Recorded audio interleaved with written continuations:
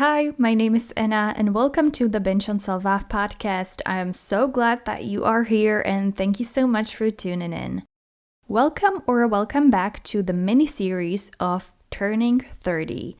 This is the second part of the series, so in case you've missed the first part, make sure to check it out either now or after you're done listening to this episode.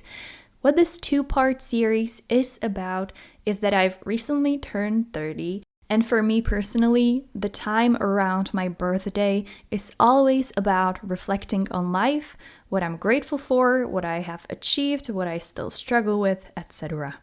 So I thought, why not turn that into a podcast episode and share with you 15 things I've failed at, which was the first part last week, and 15 things I feel like I've nailed and I'm grateful for, which is obviously today's episode.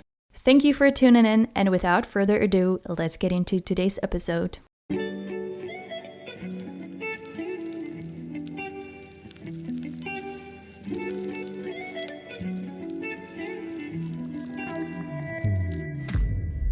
Hi there, my name is Anna, but you can call me Anchi, and I'm a host of the Binge on Self-Love podcast.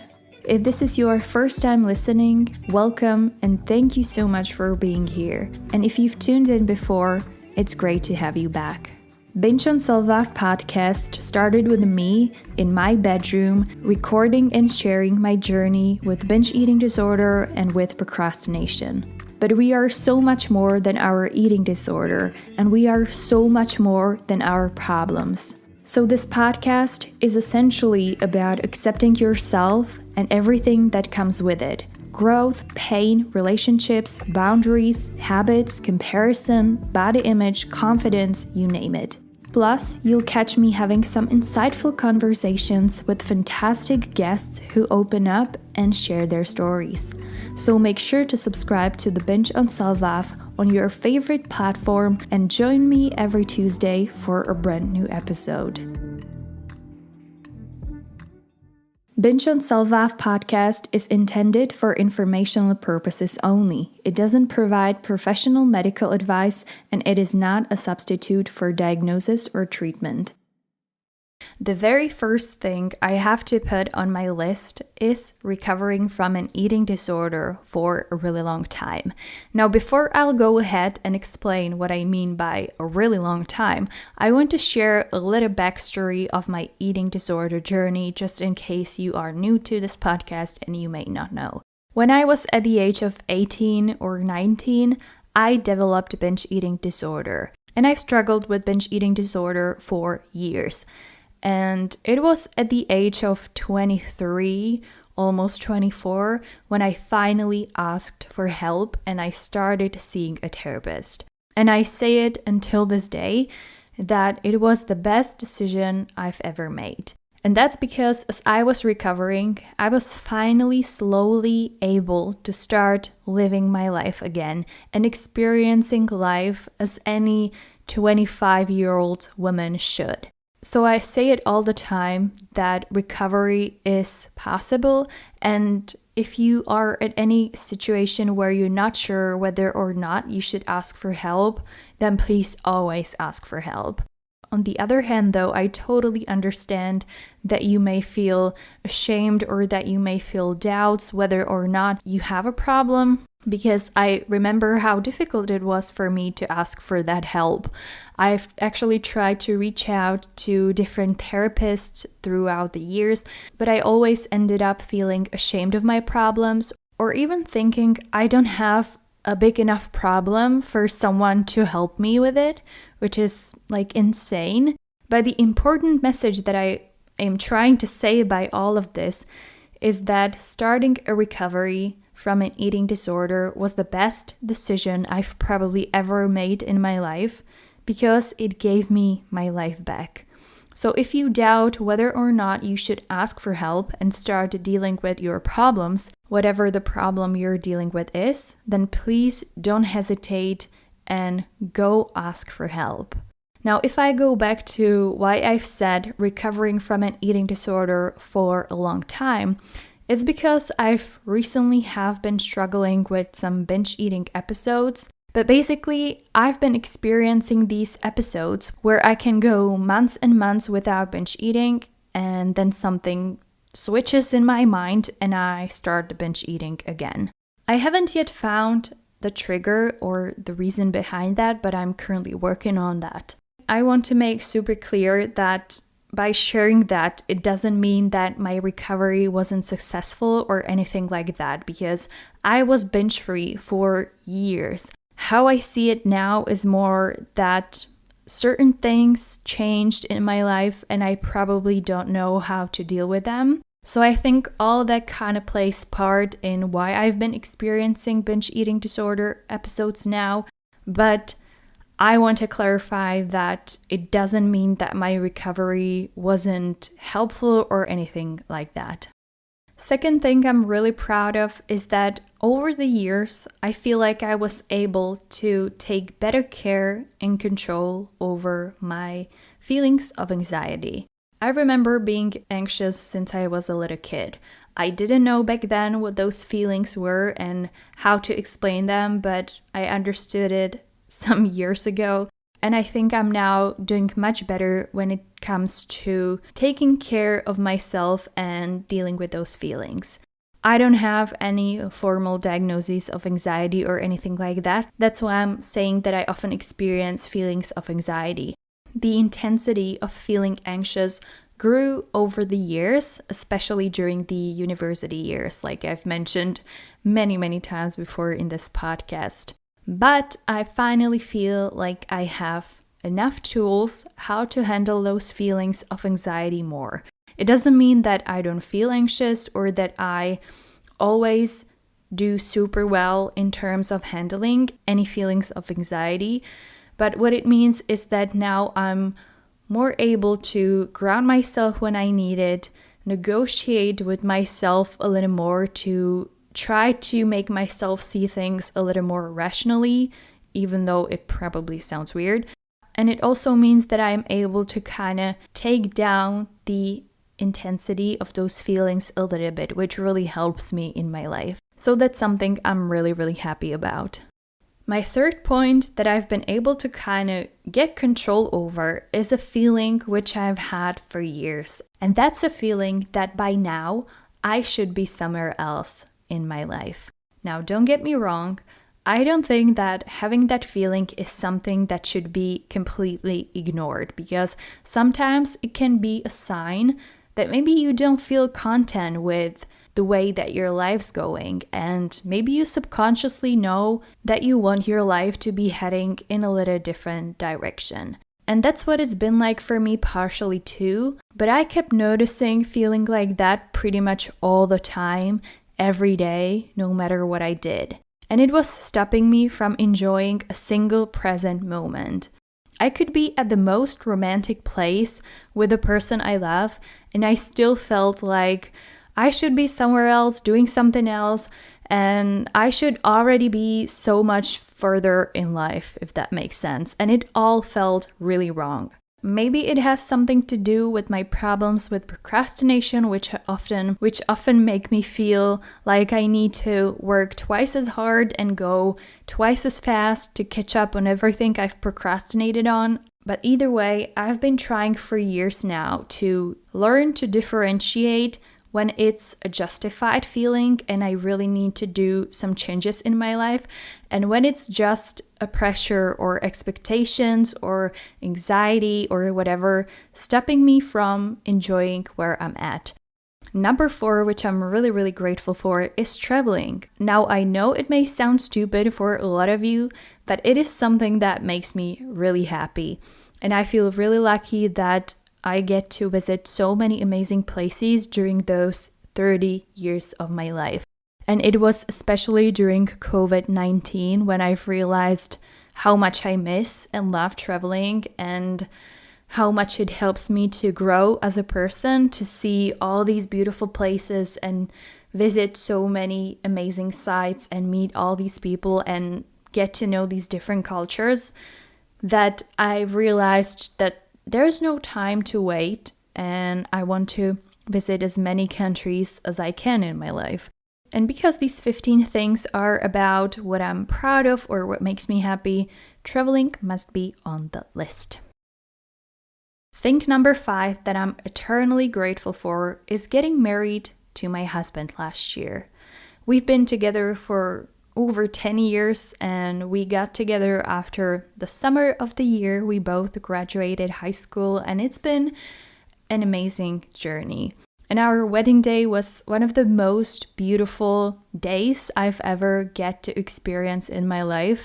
And I'm not saying that just because it was our wedding, but because we were surrounded by so many amazing and loving and caring people that we get to call our family and friends. And it was such a beautiful experience that I will remember for the rest of my life. And I'm so grateful for that and for being able to experience that. So I had to put it on the list. Number 6 is building new friendships in a new city where I moved 3 years ago. Again, it is something that may sound stupid to a lot of you, but as someone who's overly shy and who is very introverted like me, unless you start talking to me, there's like 0.01% of a chance that I'll start talking to you. So when we moved to this new city, I was afraid that I'm not going to make any new friends here. Somehow, I've built probably even more friendships here than I've had in my city where I lived before, which is unbelievable to me, honestly, sometimes. And I'm really grateful for amazing people that I have in my life.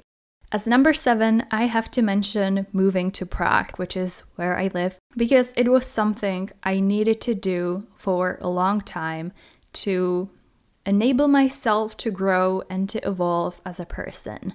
I was so freaking scared to do that because I lived my entire life in a super small city in the middle of nowhere. So you can imagine how it feels to move to the capital city probably. But I'm really grateful that I did it.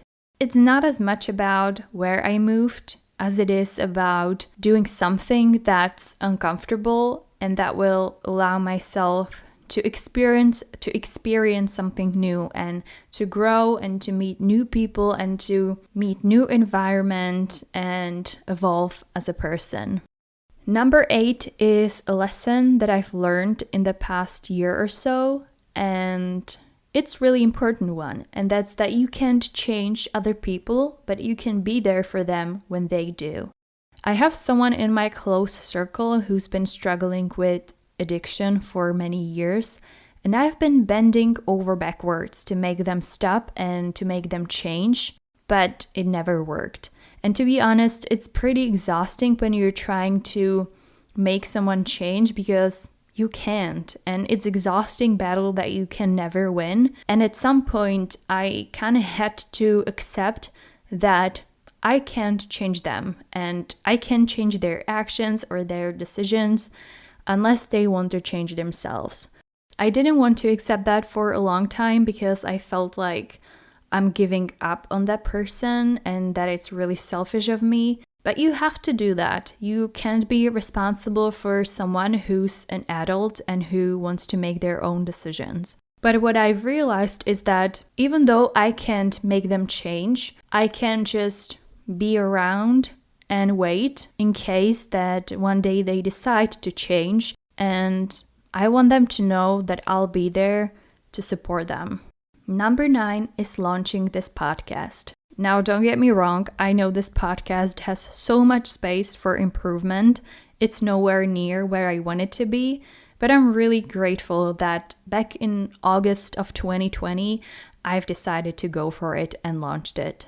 There are many reasons for that. I said in the part 1 of this episode that I usually give up on things way too fast, and I also have a special talent of talking myself out of doing things. So there was a big chance that I'll either procrastinate on this podcast or I'll talk myself out of it, but fortunately I didn't, and I launched it, and here we are, 3.5 years later, 100 episodes in, and we continue to grow. To me, this podcast means a lot of things.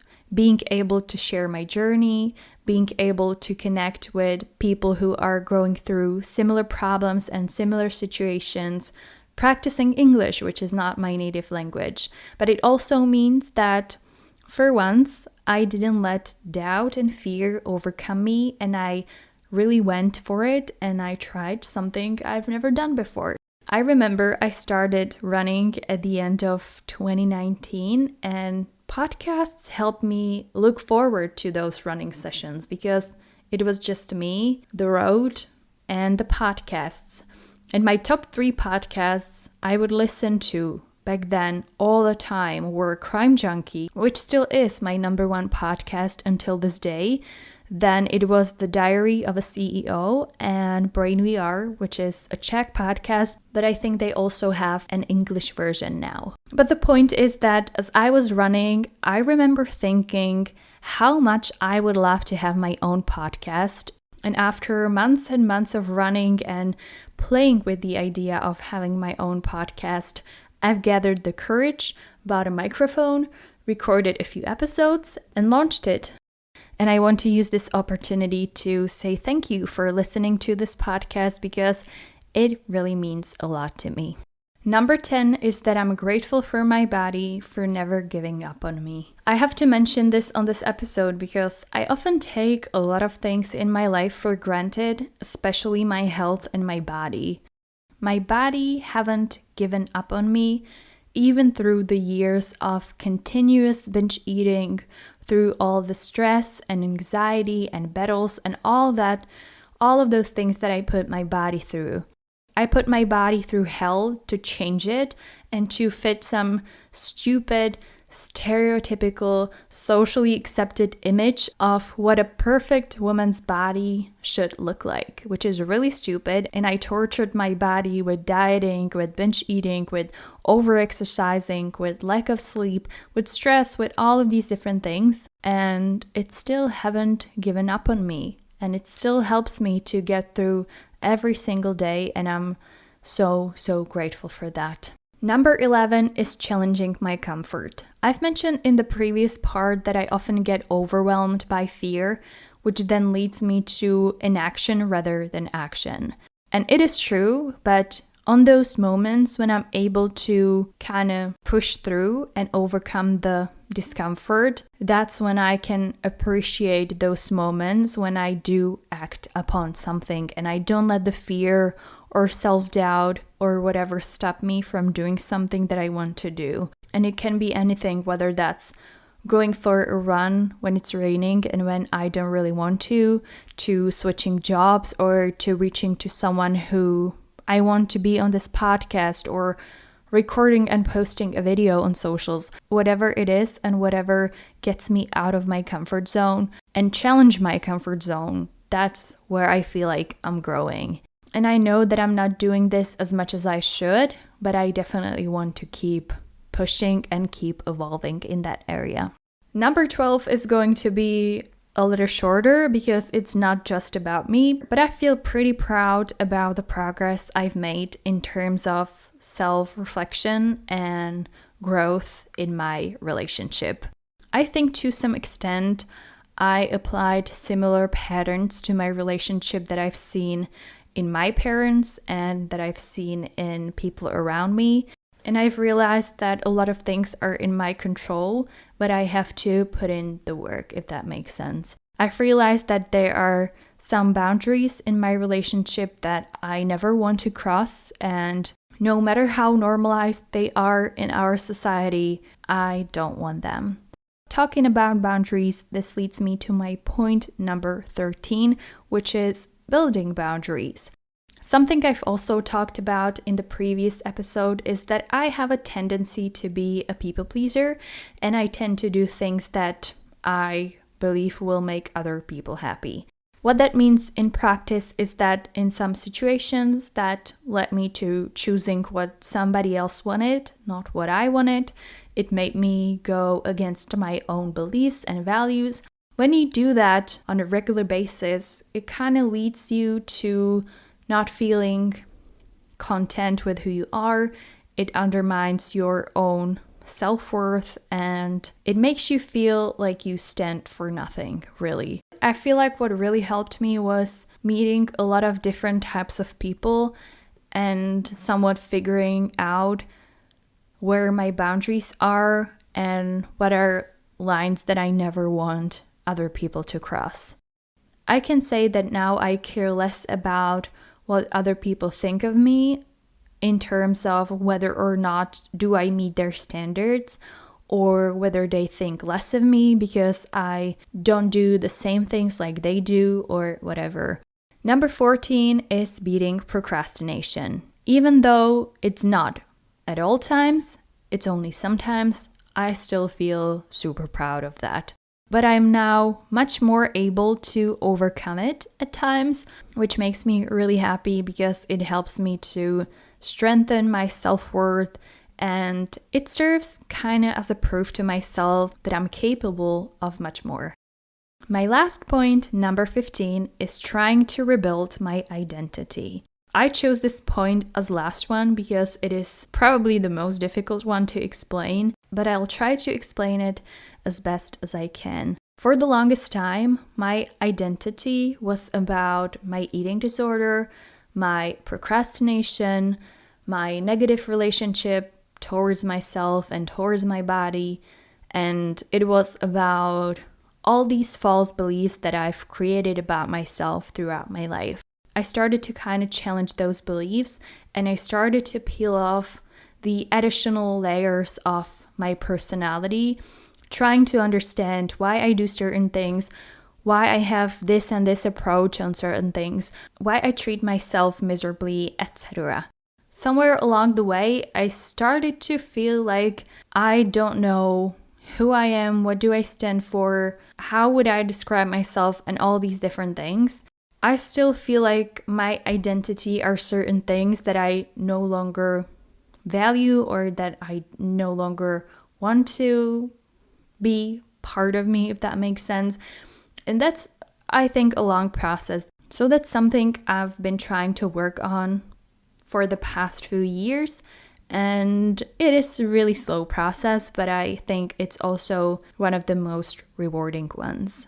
So these were 15 things that I feel like I've nailed, or at least that I hope I made progress in, or that makes me happy. As you can probably tell, it was a bit more difficult for me to come up with 15 things that I see positively about myself and about my life because, like I've said in the first part, I have a tendency to see things in a negative way. But either way, I'm really grateful that I get to live my life and that I was able to share these things with you. Let me know if you enjoyed this episode. You can DM me on Instagram or TikTok, or you can send me an email at anci@bingeonselflove.com. Thank you so much for tuning in today. I'll be back next week with another episode, and until then, take care and talk to you soon.